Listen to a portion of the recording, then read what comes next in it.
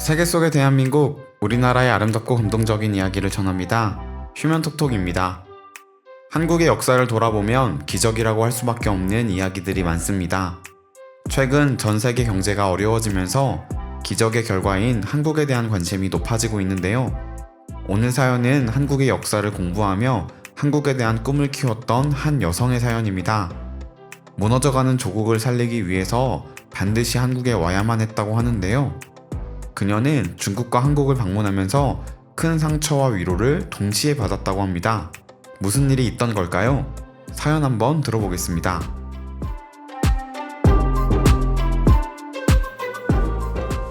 안녕하세요.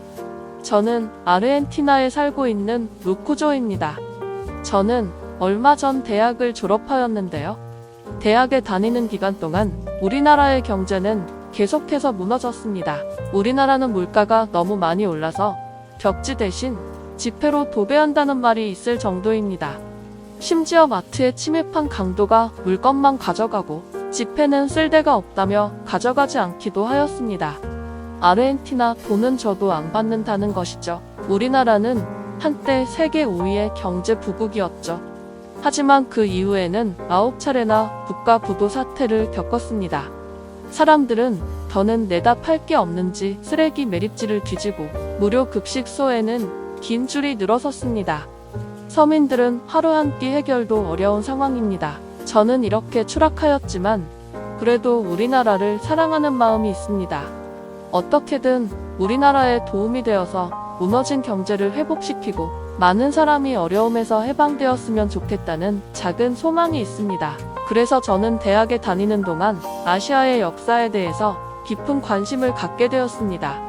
대부분의 아시아에는 서양의 다른 나라들과 비교해서 경제적으로 어려운 상황에 있었지만 두 강한 나라가 된 국가들이 많이 있었습니다. 저는 그 중에 중국과 한국에 대해서 깊은 관심을 두게 되었습니다. 중국은 이젠 세계 경제에서 빠질 수 없는 나라이기 때문입니다. 하지만 제 관심을 더욱 집중시키게 한 것은 바로 한국이었습니다. 한국은 일본의 식민 지배를 받고 2차 세계대전을 겪고 또한 6.25 전쟁을 겪으면서도 아주 짧은 시간 동안 그 모든 상처를 이겨내고 눈부신 경제성장을 이루어냈습니다. 이 기적 같은 이야기를 들을 때마다 제 마음은 기대감으로 두근거렸습니다. 특히 새마을운동과 IMF 이야기를 들으며 경제적 도탄에 빠진 우리 아르헨티나에게 꼭 필요한 이야기라고 생각되었습니다. 저는 그 어려운 환경 속에서도 꿈을 포기하지 않았던 한국 사람들의 겸손함과 강인함을 반드시 경험해보고 싶었습니다. 언젠가 중국과 한국을 방문해서 제 눈에 그것들을 담고 선진 문물을 배워 제 조국 아르헨티나로 돌아와 조국을 위해 힘쓰고 싶다는 마음이 항상 있었고, 학교를 졸업하고 결국 저는 아시아의 두 나라를 직접 방문하기로 결심했습니다. 저에게는 그곳에 오래 머무를 돈이 아직은 없었지만 잠시라고 직접 경험해보고 싶었습니다. 저는 그 꿈을 위해서 꾸준히 준비하였습니다. 식당 일에서부터 주유소 직원, 청소부까지 저는 할 수 있는 일은 닥치는 대로 다 하였습니다. 그리고 드디어 한국과 중국에 가게 될 돈이 모였습니다. 사실 저에게는 큰 지병이 있습니다. 바로 천식이죠. 그래서 지금껏 외국에 나가길 두려워했지만 저에게는 아시아에 꼭 가고 싶다는 소망이 두려움을 이겼습니다.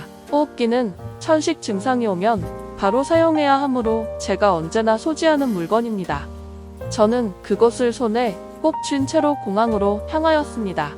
저는 먼저 중국을 보고 그 다음으로 한국을 방문하는 일정을 잡았습니다. 먼저 중국에 도착했고 역사책으로만 보던 국가에 도착했다는 기쁨이 있었지만 그 기쁨도 잠시뿐이었습니다.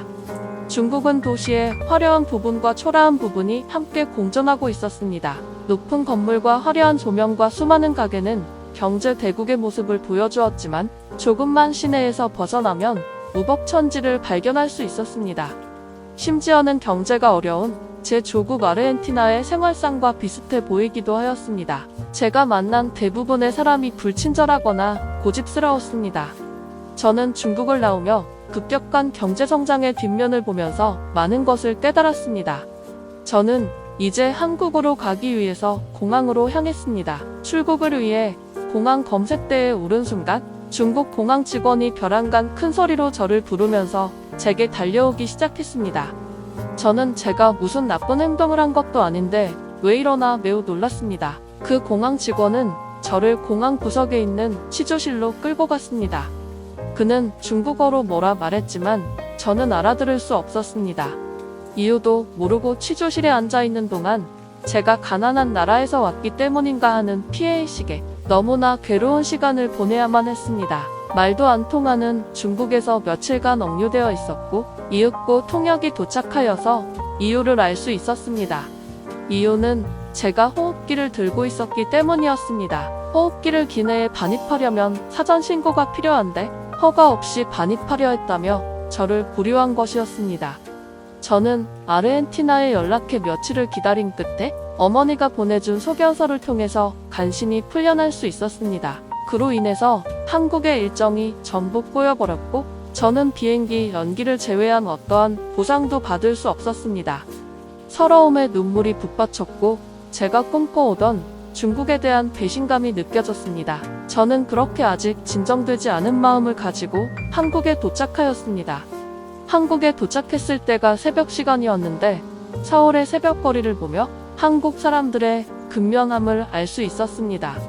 정말 많은 사람이 일을 하기 위해 출근하고 있었습니다. 한국에서의 짧은 일정과 중국의 일정을 비교하면 저는 단연 한국에서 더 많은 것을 배웠다고 할 수 있을 것 같습니다. 한국의 거리는 대부분 깨끗했고 소위 슬럼이라고 할 수 있는 거리나 장소도 볼 수 없었습니다. 한국 사람들은 예의와 규범을 잘 지키고 있었고 선진화된 나라가 무엇인지 경험할 수 있었습니다. 중국에서의 문제 때문에 일정이 줄어든 것이 너무 아쉬울 지경이었습니다. 저는 아쉬운 마음을 뒤로하고 다시 조국으로 돌아가기 위해서 공항으로 향했습니다. 인천공항에서 출국 수속을 하고 있을 때 중국에서의 경험 때문에 저는 많이 긴장하였습니다. 그런데 아니나 다를까 한국에서도 공항 직원이 저를 제지하였습니다. 저는 상황 파악을 하기도 전에 서러움이 먼저 올라왔습니다. 제가 아르헨티나 사람이라는 것이 너무나도 서러웠습니다. 벌개진 눈으로 호흡기가 없으면 죽음에 이를 수도 있다고 설명하려고 했습니다. 그 순간 공항 직원의 눈을 마주쳤습니다. 공항 직원은 저를 제지하려 말을 건 것이 아니었던 것입니다. 그의 눈은 정말로 따뜻했습니다. 짐을 검사하는 과정에서 천식 호흡기가 보였다며 몸 상태를 확인하고 싶었던 겁니다. 그는 지금 많이 불안정한 것으로 보인다며 제 상태를 조심스럽게 물어보았습니다. 그러면서 제 어깨를 따스하게 감싸 안아주었습니다. 그 순간 저는 걷잡을 수 없이 눈물이 나기 시작했습니다. 공항 직원은 잠시 당황하는 것처럼 보였습니다. 하지만 곧바로 저를 공항 휴게실로 데리고 가서 자초지종을 물었습니다.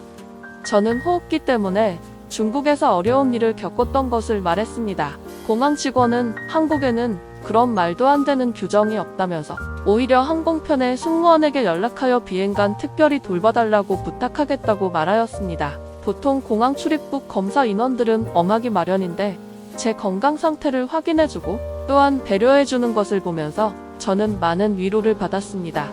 실제로 비행간에 저는 특별한 배려를 받았습니다. 항공편에 비교적 폭이 넓은 자리가 남아있어서 조금 더 편한 자리로 좌석을 옮겨주었고 승무원이 제가 호흡기를 사용할 때마다 찾아와서 상태를 체크해 주었습니다. 제 조국으로 돌아왔을 때 한국과 중국의 경제 성장 모습보다는 한국에서 경험했던 친절함이 제 속에 더 깊게 자리 잡은 것을 확인할 수 있었습니다.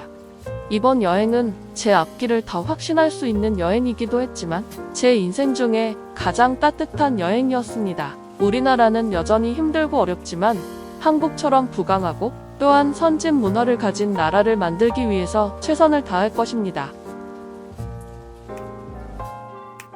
공항 직원의 유연한 대처와 친절함으로 인해서 한국에 대한 좋은 이미지를 갖게 된 이야기였습니다. 한국을 여행한 사람들은 한국 사람들 특유의 친절함에 감동하는데요. 다른 여행객들의 이야기도 한번 들어보겠습니다.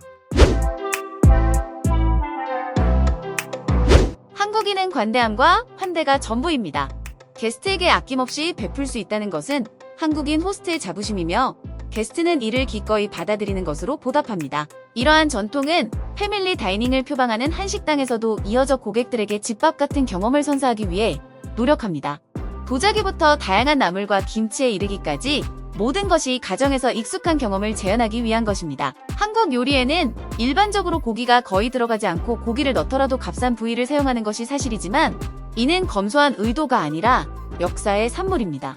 전통적이지 않은 고급 부위의 고기로 갈비나 불고기를 요리하는 것은 전통적이지 않을 것입니다. 한식의 가치와 생산에 필요한 비용에 대해 조금이라도 의심이 든다면 하루 동안 주방에서 주방장의 속도와 효율성으로 일해보시기 바랍니다. 요약하자면 한국식 환대는 최고이며 그만한 가치가 있습니다.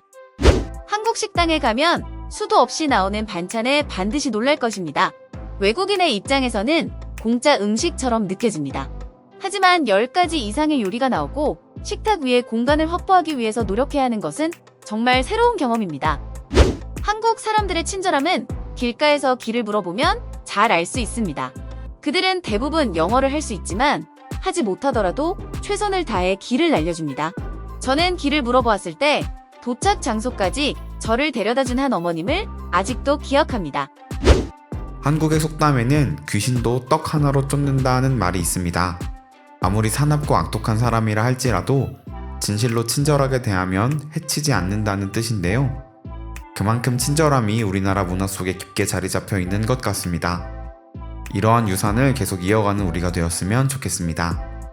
시청해주셔서 감사합니다. 휴면톡톡이었습니다.